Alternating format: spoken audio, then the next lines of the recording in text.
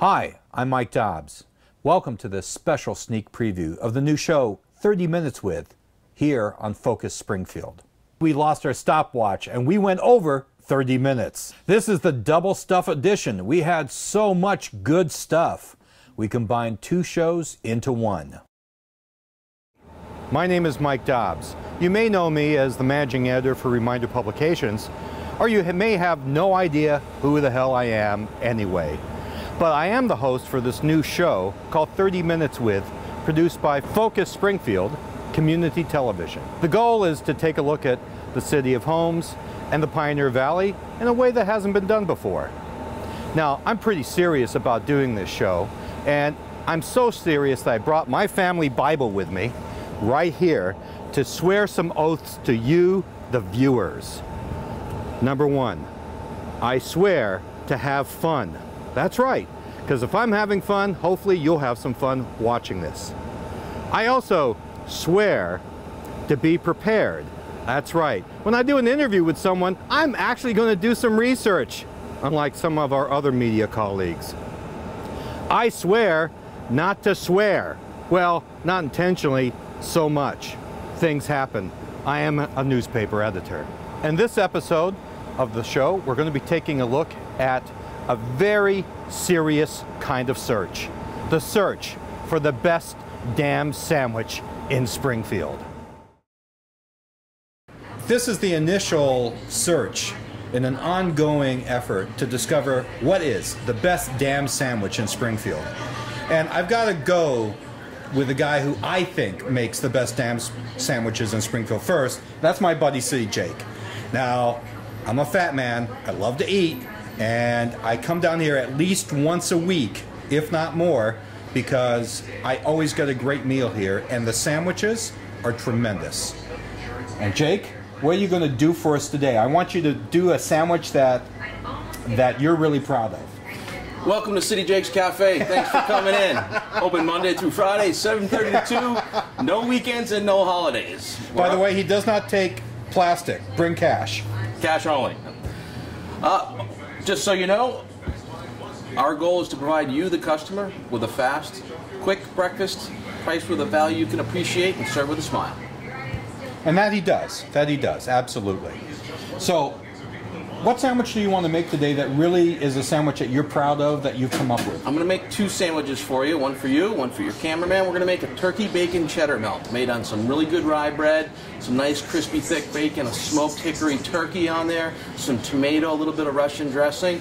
We're also going to serve that with a nice kale salad. It has 7 different kinds of vegetables in there, a little bit of pumpkin seeds, some a light poppy seed dressing, and some craisins in it. We're also going to serve you a Philly cheesesteak pita with fresh sauteed peppers, mushrooms, onions, served with some cheddar sauce on a nice pita. Serve that up with some homemade hand-cut French fries. We'll start with some nice grilled rye bread.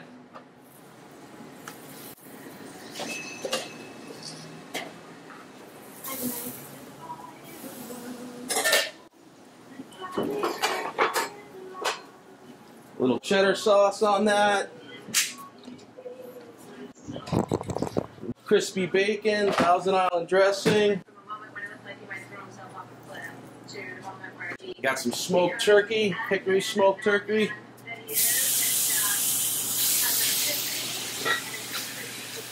And we're going to make you a Philly cheesesteak pita.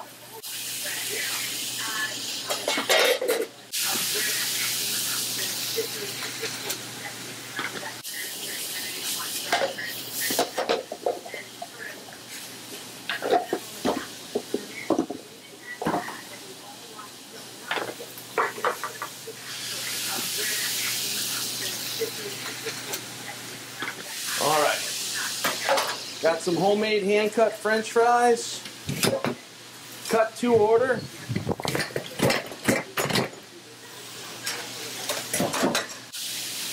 See, Jake's fries are the real deal.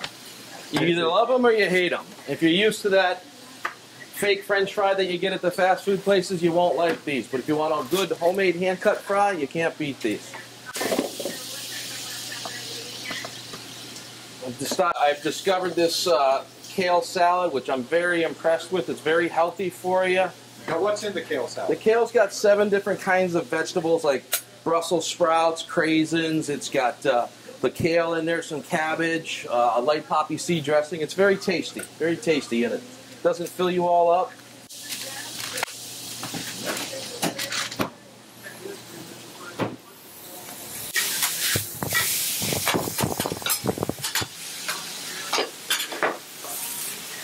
Jake, how long did it take you to learn the timing? I never went to school for cooking, so timing just came naturally. My father was a chef. I've worked in restaurants since I was 10 years old, full-time since I was 13. Started managing a pizza restaurant at the age of 14 and went up to a full-service Italian restaurant later on while I was in college. I came right here out of college, been here I'll be entering my 24th year in June. Because I'm always amazed at the fact that you're able to take orders, talk to people, and completely coordinate that grill back there. To me, it's astonishing. Multitasking, that's what I do. You're my hero.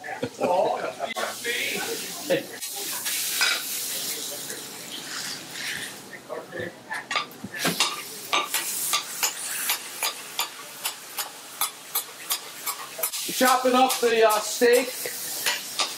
I use a real steak, and not the steak. It's a real steak patty that I chop up.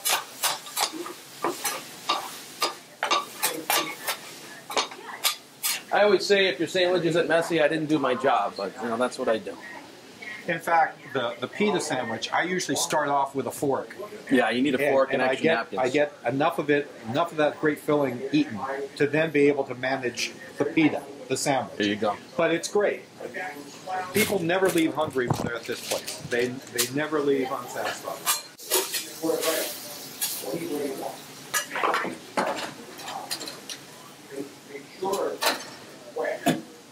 Just waiting on the fries, guys. We'll have this up for you in a couple of minutes.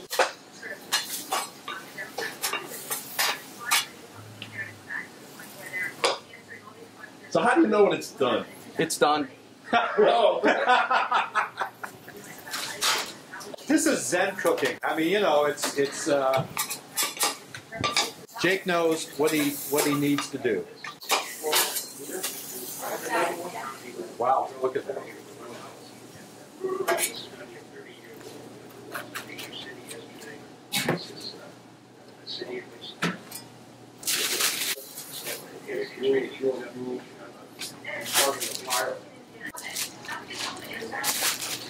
So you can barely manage to fold that pita around all those fillings that he's loaded into. What the heck? Put it all on.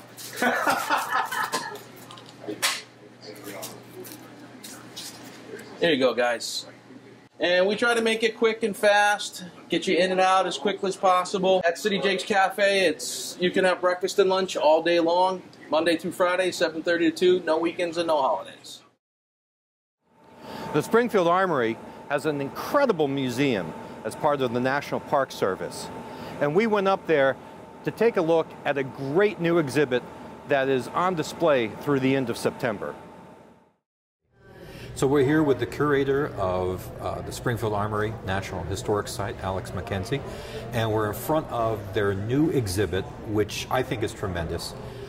It's all about the Armory going to Hollywood.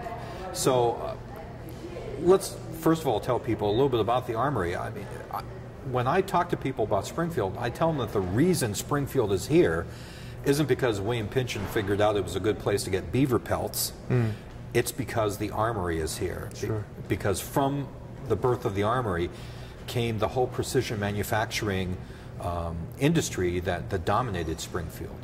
Yeah, absolutely. The story here starts during the Revolution, when Springfield was a sleepy little town, and the new United States government needed a place to store military supplies, and did so, renting land from the town, land that we're now sitting on, and then eventually, in addition to storing supplies, the government needed to start making them.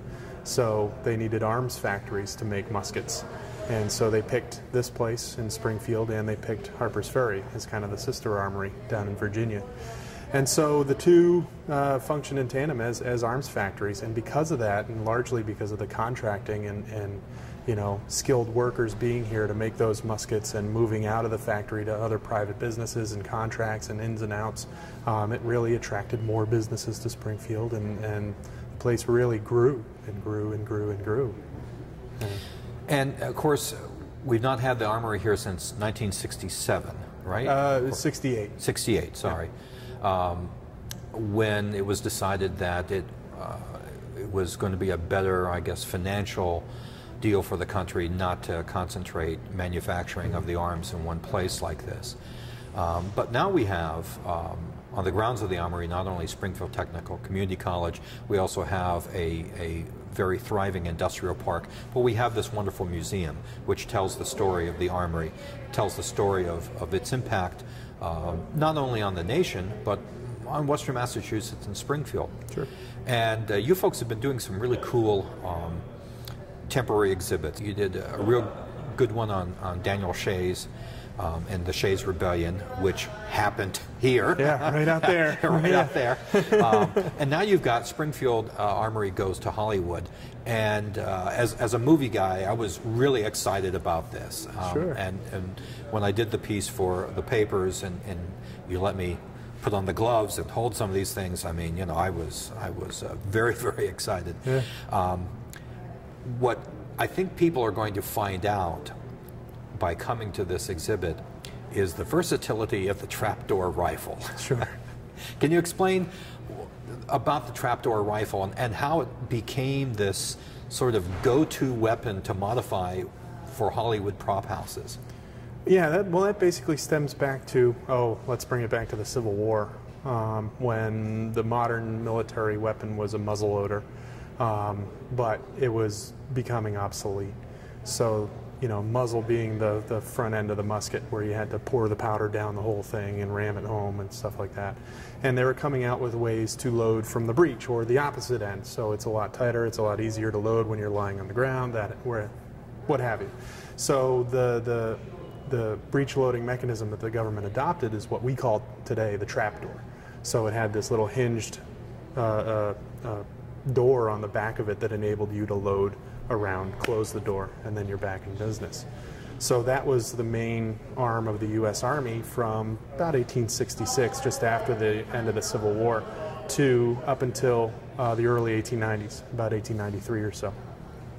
So when these got superseded by a higher technical, more technical complex rifle, all of these trapdoors that they had used were then obsolete and were sold at auction at bulk to various places. And so when the Hollywood movie industry starts springing up, they want to create these exciting stories and need firearms to use as props in various stories. And there are hundreds of thousands of these trapdoors that are obsolete that are available and cheap. That was one reason why they started grabbing onto them. The other reason was they needed to do stories that occurred in the muzzle loading era. But in terms of producing a movie, you're not going to stand there, have your whole crew, fire a big round and then wait around for everybody to pour it down, muzzle loader and whatnot. So they made it look like a muzzle loader, but it was actually that trapdoor mechanism, which was much easier, much quicker to reload. And so you could get on with production. And it also was the old black powder propellant. So when you fired it, it created this kind of theatrical puff of smoke, which you could see on camera and create that effect. And so it wasn't only the sound, it was also the visual.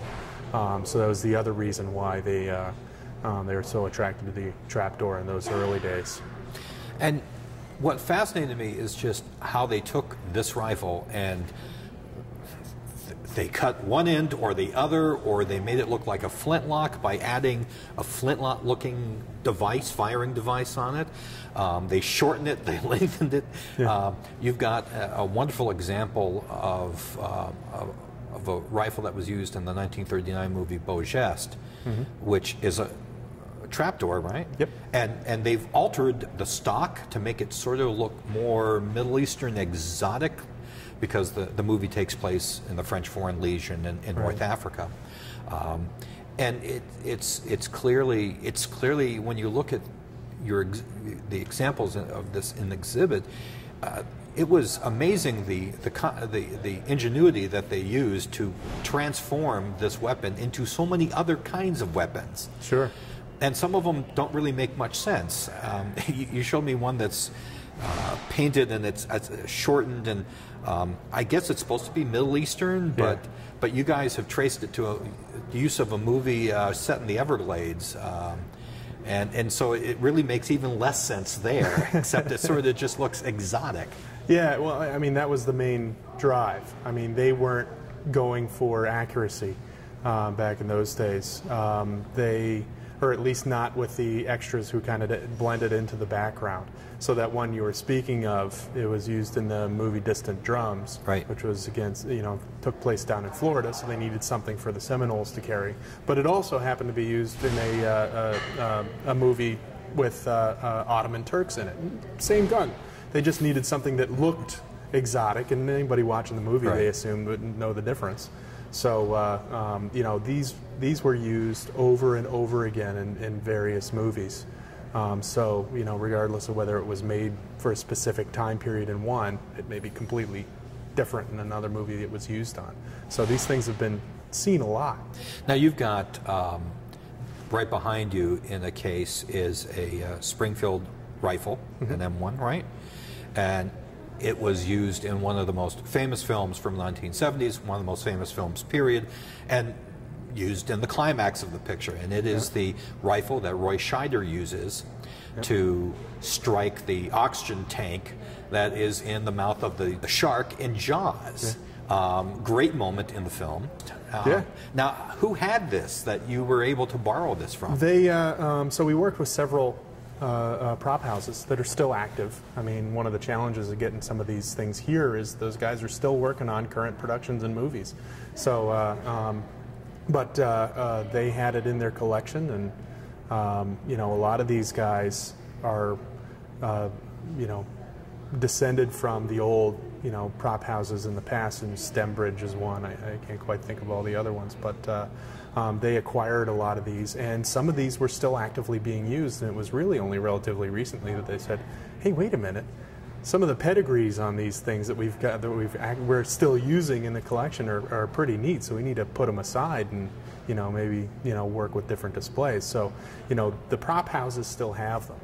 And that one in particular came from an outfit called Cinema Weaponry, which is out of Hollywood, along with the other one. The other one that you showed me, which very much impressed me, was the fake gun, the stunt gun that was used by Clint Eastwood in The Outlaw Josie Wales. And what Alex did for me was to first show me a real revolver from the time, and let me hold it. It's got to be what, 6-7 pounds maybe? At least. That's a big, heavy pistol. And so it's basically a two-hander. And then, of course, you see the prop one, which is made out of basically plastic and probably foam rubber. And it's clear that it's something that could be handled by an actor in a way that may not be realistic, but certainly would be theatrically dramatic in a scene. And that just fascinated me, that there's those kind of, quote, fake guns that are being used. Yeah, absolutely. I mean, if you think of someone who's, if you're going to have an action scene, this thing is big and metal. You're not, if you're going to have something where you're going to throw it at somebody, you're not going to throw the real one. I mean, that's seriously do some damage. You're much better off throwing a rubber piece that looks like it. It's just as it whizzes by the camera, no one will ever actually see it, but know that it's rubber, and the stuntman will act appropriate, as if he was getting hit by the real one when he gets hit by the rubber one. What was the thing that maybe surprised you most when you were doing the research for this? Was there the discovery of a particular prop gun, or was there a use of a gun that was made here in the Armory? What was it? Was there a moment where you had your sort of like, an aha moment about, wow, this is really cool? Yeah, I was actually down at the NRA's National Firearms Museum in Fairfax, and they had done something similar, and they had a wider variety. But we got into a conversation with one of the prop guys. Happened to be there on the day where I was there, so he and I just started talking. And he's one of the other one. His outfit is called Hollywood Guns, He does mostly westerns and things like that. But we got to talking, and he's the one who initially told me about, hey, look at these modified trapdoors. So, he actually pulled out one that was used by Errol Flynn in the movie Captain Blood. So it was a trapdoor that had been cut down, and we have some of those on display here. But he had just kind of pulled one out as part of his conversation, and looking at it, they modified the outside, but you could still see U.S. Springfield right on the side. You see its original serial number. You see the inspector's cartouches on it, and you can see Springfield Armory underneath all this Hollywood edition. And started thinking what a wonderful exhibit that would make. How Springfield Armory, because the other part of it is you expect to see products. Springfield Armory made weapons for the Army. So anytime you have a depiction of the Army, you expect them to be carrying Springfield rifles, like Saving Private Ryan is a great one, where they're all carrying M1s, as they should be. It's historically accurate. But when you start talking about those trapdoors, you get that extra lens. They're not being used in a historically accurate way, and it gives this great lens or view into early Hollywood production, and it's pretty cool. Well, this is a great exhibit. Now, how long is it on for? It'll be on through the end of September, so Okay. it closes on September 30th. So folks should come up by the Armory. The Armory Museum is open Wednesday through Sunday. We're actually open 7 days a week now. Okay, great. So for the summer, open 7 days a week, 9 to 5. And it's free admission right here on the Free grounds. admission. Okay, we're standing in front of the M1 rifle that Roy Scheider used. Now, did they modify this at all, or is this Yes. basically? Oh, they did. Okay, so Just a little bit, and it's very subtle. We kind of get into that in our exhibit. So this is a semi-automatic rifle, which means every time you pull the trigger, it will fire the round and eject the spent cartridge, and then when it comes forward, it will load a new cartridge. And that's how it works normally. But when you're on set, clearly you don't want to be firing live ammunition. You want to be firing blanks. So when you take the bullet out of the equation, it won't work right. okay. It won't cycle, or it won't look like it's working normally. So what they do is, if you could see into the end of this, and we have a couple pieces over here where we kind of show that a little better, it's threaded at the end. So what they need to do is, in principle how it works is basically the pressure builds up behind the bullet when it's really working, and that's what works the action. But without the bullet there's no pressure. So they basically have an adapter that they thread into the end of the muzzle that reduces the diameter of the bore, which generates the pressure needed to get it to cycle like it normally does. But other than that, that's really the only modification that they did to it, because they want it to look real. Right. They want it to look like it is actually firing real bullets into that oxygen tank. Of course, the question is, if you shot an oxygen tank, would it actually blow up the shark? I mean, that's... They have a Mythbusters about that or something like that. I think they did. I don't know.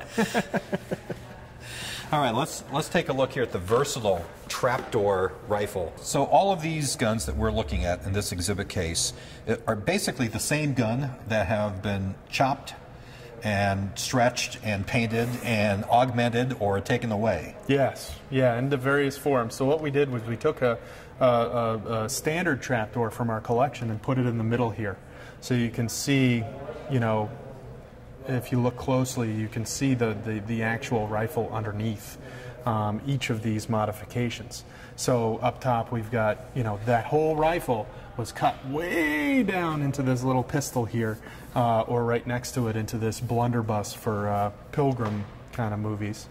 And then just below that we've got that exotic looking Middle Eastern / Native American flintlock that they used in various films. The prop houses don't know for sure how many films these have been in. They've just, they were part of the set. They were part of the collection they used. So whenever they had a movie that was close, they'd give them out to all the extras.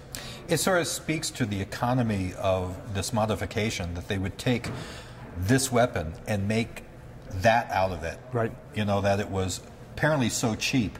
It was better for them to, you know, get the hacksaw out and just saw everything down, than to just go get something that would approximate a pistol of that time period. Right. But yeah, and so you've got, you know, they're used in a variety of movies. You know, in fact, you've got 2 Gary Cooper movies here listed, and of course the great film Gunga Din from 1939. And I don't think that anyone who is probably outside of being a real gun historian probably even notices this stuff in movies, unless you're really into the history of guns and weaponry and you know what you're looking for. Yeah, certainly we get, you know, I talk to plenty of people who will go over accuracy in movies. I mean, these are the same people that notice that there, you know, I mean, there were so few things that were wrong with, like, Saving Private Ryan. It was just like little teeny minor things, but there's still people that notice. There's a movie called The Last Commander with Emil Jannings. Oh yeah. So it was like one of the first Oscars that were won was him. So in the very beginning of that movie, there's a great scene where his character goes through the line of being involved with a movie production studio. So he's in line with all the extras and going through the motions. And going through that, you can see all the piles of props. And as they go through, you see a big pile of trapdoor Springfields that they're just handing out to all the extras. And when they get to the scenes when they're accurately, you know, doing the Russian scenes in there, you've got the soldiers who actually have real Russian rifles. But with the Hollywood production, they've got all sorts of different trapdoors and various implements. It's really neat if you look closely at it. You know, now that you know what to look for, you'll see the trapdoor clear as day right there in that early scene. It's really neat. Here we have another example of a trapdoor, and this one is really, I think, really outstanding because the guy who used it left his calling card on the rifle itself. He did. This is, you know, a really neat piece on several levels, including that carving by the extra who used it. So he carved his name, he carved the title of the movie, Beau Geste, carved the date of March 11th, 1939, into the stock. And the neat thing about it is just about 6 inches away, if you look closely, you can actually see the stamp SWP in 1889 in the date. So that was the stamp the Master Armorer gave it when it left here after being produced. So that's Springfield Armory stamp. SWP stands for Samuel W. Porter, who was the Master Armorer here, lived in that house right over there across the way. So the neat thing is it's got the stamp from its first life as a Army issue shoulder arm, and then it's almost got the stamp from its second life as a Hollywood movie prop. And again, they wanted to exotic this up here a bit, so the butt of the rifle has been sort of flared out. So again, it looks somewhat odd. But remarkably, they did little else to it. You know, they changed it so that it looks like it has a flintlock mechanism. And they did add that flare in the back, and they added some brass bands around the middle to make it, you know, look a little more exotic. But other than that, if you compare it to an actual trapdoor, it's still got most of its original parts. It's not even nearly modified as much as the ones we looked at before. And so, you know, Beau Geste is taking place, I believe the story was taking place about 1880s, something like that. Would they have even been using flintlocks as late as the 1880s? Sure. Really? Sure. Okay. All right. Because I wondered about that as we were talking about it, if it actually was a little bit obsolete within its own time of the story. Well, for the French Foreign Legion it would have been, but for the tribes in North Africa that they were fighting. True, and we don't know if this was an extra for the tribes or for the Legion. It would have been. I mean, this is you think that? All okay. the features that they added to it made it look more Middle Eastern, and that was on purpose. Ray Berry Jr. is an entrepreneur here in Springfield who is doing something that I think is great. He's bringing back beer to Springfield and brewing to Springfield, which was once a brewery town like so many others in the Northeast. Hi, and welcome to 30 Minutes With. I'm Mike Dobbs, and my guest in the studio today is Ray Berry Jr., who is the president of White Lion Brewing Company. And Ray is bringing forth his dream of bringing a craft brewery to the city of Springfield. Ray, thanks very much for coming by. Thank you for having me. It's a pleasure to be here. I want to talk a little bit about the entrepreneurial spirit right now, because clearly you must have it big time. This is a large undertaking. And can you tell me a little bit about how you came to the decision that you wanted to do this? Well, when you talk about the entrepreneurial spirit, it really goes back quite some time. Immediately after going to American International College, my first career was working with the local CDC, and one of my responsibilities was working with small business owners and trying to provide them or give them technical assistance and point them to all of the assistance that's available in the region. And I think by cutting my teeth right out of college into that ecosystem, it really touched me. Seeing folks put in the passion, the time, the effort to bring a dream to reality. Come full circle, maybe 10 years later, the craft beering idea came about, and it was just a matter of putting the right pieces of the puzzle together over a course of many years, having the idea, parking it, and then bringing that reality or that dream to reality.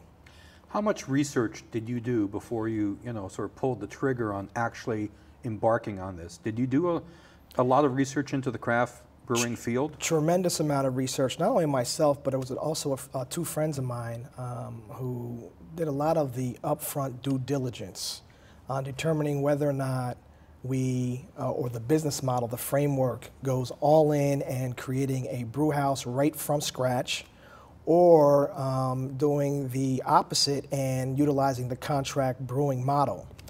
So after many rounds of discussion, due diligence, working with and having discussions with community stakeholders, regional stakeholders, it was the decision to take the contract brewing route. But it was a lot of upfront research. And in fact, framing out the business took close to 2 years. It seems that a lot of people who enter into business, if there's a failing that they have, it's either not being properly educated about the business, they jump in a little bit too quickly, or that their plans are a little bit more grandiose than they should be. So have you been real cautious about your entry into the business in terms of how you're growing this business? I must admit, not only was I cautious, I was scared. So when I talk about taking the idea and parking it for several years, I had to get through the fear of failure, understand the risk, and it took me a while to get through that. So when I relate back to my early career and looking at the businesses that came through our doors at Mason Square Development, there were those that did not make it. And when you do all of your research, you know that 2 and 5, 3 and 5 of business startups do not make it that second year, third year, fourth year. So that was a major concern, especially when you're a young professional who has a family, you have responsibilities, you have bills, etc. You don't want to bite off more than you can chew. So that was the biggest hurdle that I had to get through. Once I got through that and was comfortable in being able to measure the risk, right. I was ready to move forward. Okay, so let's go through a little timeline of White Lion. So when did the first beer come out of the brewery for you to try and for you to get the word out on and share it with others? So we officially launched in October 2014, but back in the spring of 2014, the month of May, our brewer Mike Yates was working with a small brew house in central Massachusetts where we were doing some of our pilot batches. Upon completion of those pilot batches, we had a series of focus groups at the Basketball Hall of Fame, where we called in 2 rounds of approximately 50 people and had them come in and taste the 4 products that we were going to launch as our flagship portfolio. And the response was great. We did make some adjustments off of those focus groups. Once we made those tweaks, we then aligned ourselves with a major brew house in Ipswich, Massachusetts, and we rolled out our first 2 beers in October of 2014. Okay, so it's less than a year. Correct. And you guys are really busy with things that you're doing. Are you going at a pace that you're comfortable with? Because obviously you've had some success. Or are you constantly sort of like, well, should we just put the brakes on just a bit? Very comfortable with, one, the response from the community, two, the response from the craft beer ecosystem. You know, we're a company that's 8 months old, so there are some growing pains in there. We have already witnessed some hiccups. We roll out product, and the demand for that product a couple times has exceeded what we were able to provide. So it's a constant balancing act to ensure, one, that we meet the demand with the appropriate level of supply, but we don't overextend ourselves from a financial and human capital capacity perspective. So we're very mindful of that. I think we're right on target. The summer was really a test for us. We're right in the beginning stages of the summer. We're able to participate in a number of events throughout the Commonwealth, and it's giving us greater exposure. And you know, we look forward to another event that we're hosting at the end of the summer. So it's all about trying to get the brand and the story out there as much as possible. Okay, I know that people can do the very best product, the very best tangible thing, but the issue is always going to be distribution, getting your product to your prospective audience. Yes. And market. Has distribution been an issue? Because when I go into a boozatorium to get something, there's a lot of craft beers now, yes. and it seems like there's going to be an increasing competition for shelf space and for space in that refrigerator unit. So how has it been difficult to break into stores to get them to carry White Lion? We're very fortunate. We hit the ground running with a distribution channel through Anheuser-Busch InBev, utilizing their local channels. Our local distributor in Hamden and Hampshire County, located out of Chicopee, is Williams Distributing. Okay. So, you know, if it were not for them and our partners in central Massachusetts and our partners out in Franklin and Berkshire County, we probably wouldn't be in the situation we are in now. But to your point, there is a lot of competition out there.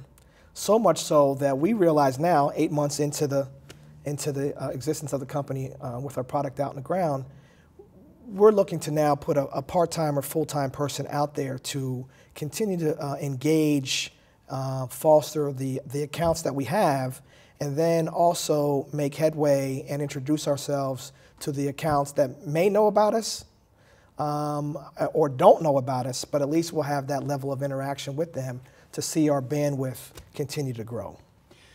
I know that the craft brewery industry is exploding. I saw this story about an attorney who specializes in making sure that the names that craft brewers give their beers, not yes. necessarily their company names, because that's pretty easy to research, but the names of the beers don't violate somebody else's name. And I thought, wow, there must be a lot going on for someone to actually specialize that as an attorney. How careful were you about the name of the brewery and the name of the beers? So as we were going through our rounds of due diligence, we wanted to make sure whatever name of the company that we rolled out and the names of the introductory portfolio that we introduced were able to be protected. So we went through the USPTO process. And so when we did our first level of due diligence and we started looking at the name White Lion, we had an attorney do that level of research, and we were fortunate enough to come back and have all of our names, White Lion Brewing, our tagline, handcrafted beer, legendary as its name, and all of the 4 ales that are out there are all trademark protected by USPTO. So to your point, when you have 3,000 plus brewers out there putting out a wide range of creative names, you want to be sure that you protect your intellectual property, and that's the avenue that we took, and we are protected. Well, it's, you know, as good as your beer product is for anyone, they have to have, you know, that element of marketing set, starting with the name of the brewery and the name of the beer. Now, you brought along 2 of your 4. Yes. If they stay through the interview unopened, it will be a miracle since we've got some young camera operators here who have been eyeing it. They've been eyeing it. But tell me about what you brought today and what's the difference between the two. Yeah, so today we have two of our flagship, our signature beer, which is an American Pale Ale. It's 5.5% alcohol content, about 55 IBUs, which is international bitterness units. Tells you how bitter the beer is. Has been well received. Is actually the leader in our sales, and fittingly so, because it carries the name White Lion. So we're very appreciative and proud of this beer. And then complementing it is a malty 6.5% red beer called Insane Maine that hit the ground fittingly in February, around the red, Valentine's Day, and has been well received and is the second beer trailing the Pale Ale. So we're very happy to have two beers that the general consumer is very aware of as far as a red amber beer type beer and an American style Pale Ale. It's not as if we launched with a beer that was super creative that may not have been able to touch the masses. These are beers that your general consumer connoisseur would appreciate. I think for young people today, people who are in their 20s who are into craft beers, it's probably hard for them to understand what the beer scene was like when I was in my 20s, which was basically brands like Budweiser, Miller, Coors, Schaefer, beers that basically all looked alike and pretty much tasted alike. Sure. Today there's such a wide-ranging taste of beer. People are selecting beers based on what they're serving for dinner to actually match it like you would a wine. When you're sitting and working with your brewmaster on and creating a beer, are you thinking about what's already out there and trying to get something new as an alternative to what's out there? Or are you thinking about what really you believe the market wants? And you sort of said, like with the Pale Ale, it's selling because obviously it's something that the market wants and reacts positively to. It's just I've seen some really bizarre beers out there, and I wonder about that process of creating something. Yeah, so our mindset and out the gate, and we can always pivot, is to be able to introduce beers that the general consumer is familiar with. When I talk about the contract brewing model, we have to be mindful that the product that we produce and bring back through our distribution pipeline can immediately hit the market and sell. When we bring full barrel production to the city of Springfield and control our own brick and mortar and our own production cycles, we can chop that up and be as creative as we want, because then we can create those small type Uber, one-of-a-kind, one-off batches just to spin it and give the consumer something different. The real limited edition. The limited edition type product. Yep. And we look forward to that. The creativity that Mike, our brewer, has is incredible. And it's like boxing him in right now, knowing that we have to stay the course and stick to the portfolio that we said we were going to roll out. But when we bring everything full circle, we'll let him bring the creativity to the barrel and come out with those one-of-a-kind type products.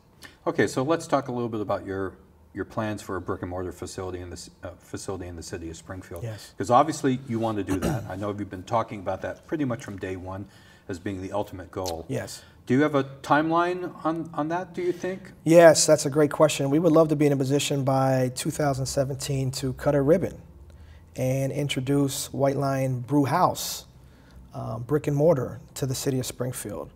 Love to be in a position by the end of 2015, early 2016, having a better understanding on where that placement would be.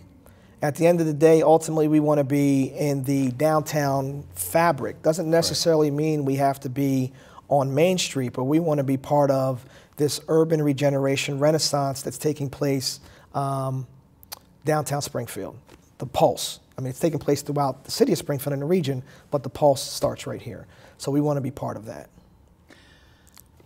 I think it would be a great addition to downtown, and I think it's sad that we haven't had something like this very lately. I know years and years ago there was a brew pub situation in town, and if I remember correctly, that was derailed by a state law saying that a husband and wife couldn't own a brew pub, which I know that the Northampton Brewery people eventually effectively lobbied to get that repealed. Right. But I've often thought that, we're ripe for something like this. It would go with everything else downtown, and I think that it would really give us another reason to encourage people to come downtown. I'll just ask you the obnoxious question now.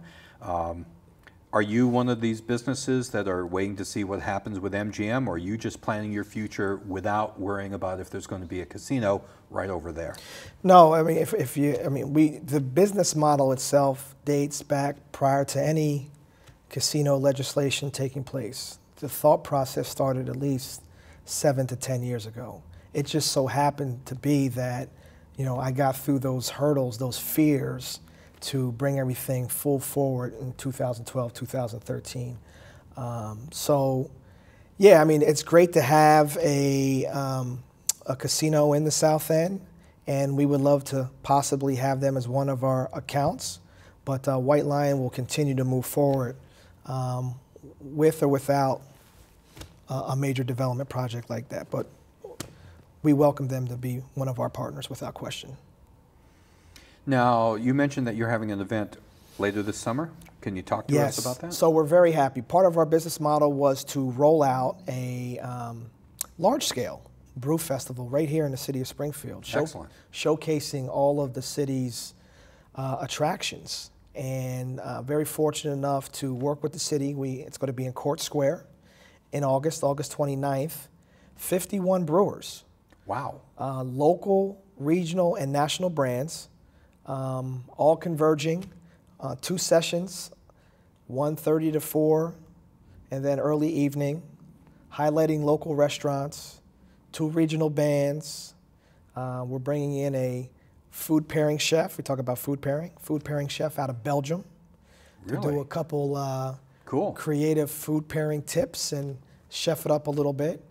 So, yeah, we're very happy, very fortunate. We have some great sponsors, including MGM Springfield, Mass Mutual Financial Group, and the list is very long. So, again, it just showcases the amount of support that is in place right here in the city of Springfield, appreciating what we're trying to do and bring this extra level of interaction and development to all of what's going on. Okay, correct me if I'm wrong, but you were recently at a Boston Brewfest, were you? We were in Boston. We were at the ABCF, yes, the American Beer Fest in Boston. I think my friend Chris Mazza was there and wrote about it.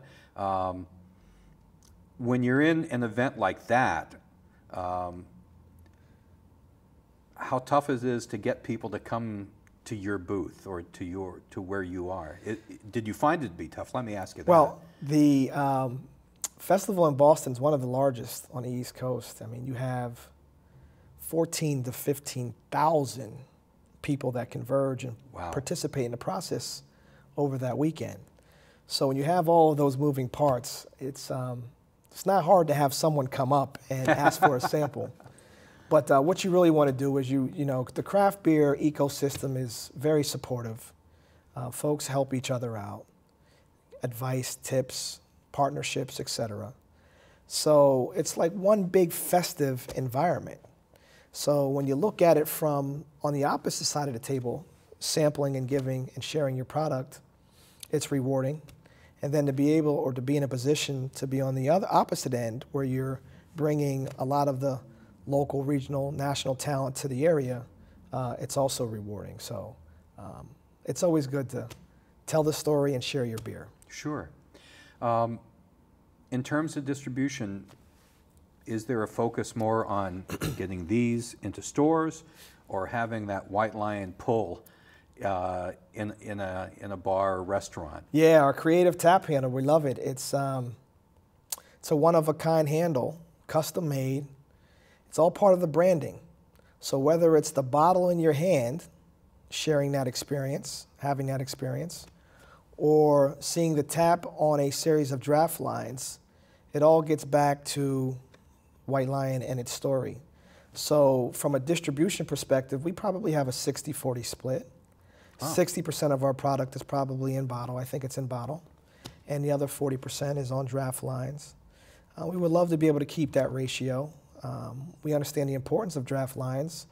And when you witness and you go out and you have a product on draft, maybe for the first time, there's a spin effect on that. That once you go into the local package store or regional package store, you're able to put 2 and 2 together, and maybe you'll pick up a 6-pack or a case of your favorite. I would think that's beverage. The way most people want to try. Yes. The beer. I mean, this is an investment of a 6-pack, but yes. you're at a place and someone says, "Let's try that." That's right.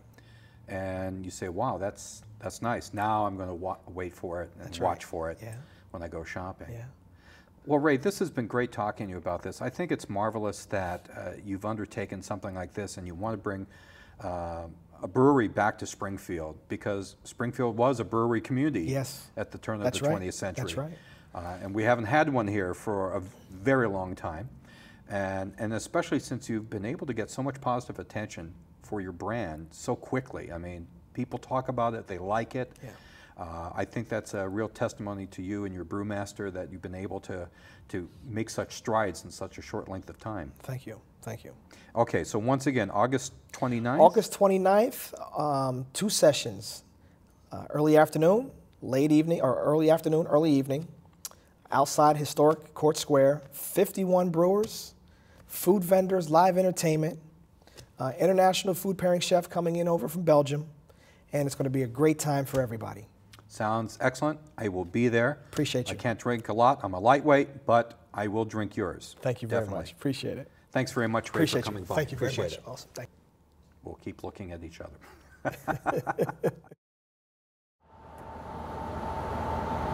Well, that's it, folks. The end of our first show. You have to have a celebratory cigar. And of course, we're going to have a celebratory drink here with my producer, director, camera operator, Steve Cary. There we go. A White Lion. A White Lion. What else would we be drinking? Folks, if you like the show, send me an email at gmdobbs@comcast.net. That's gmdobbs@comcast.net. Thanks for watching.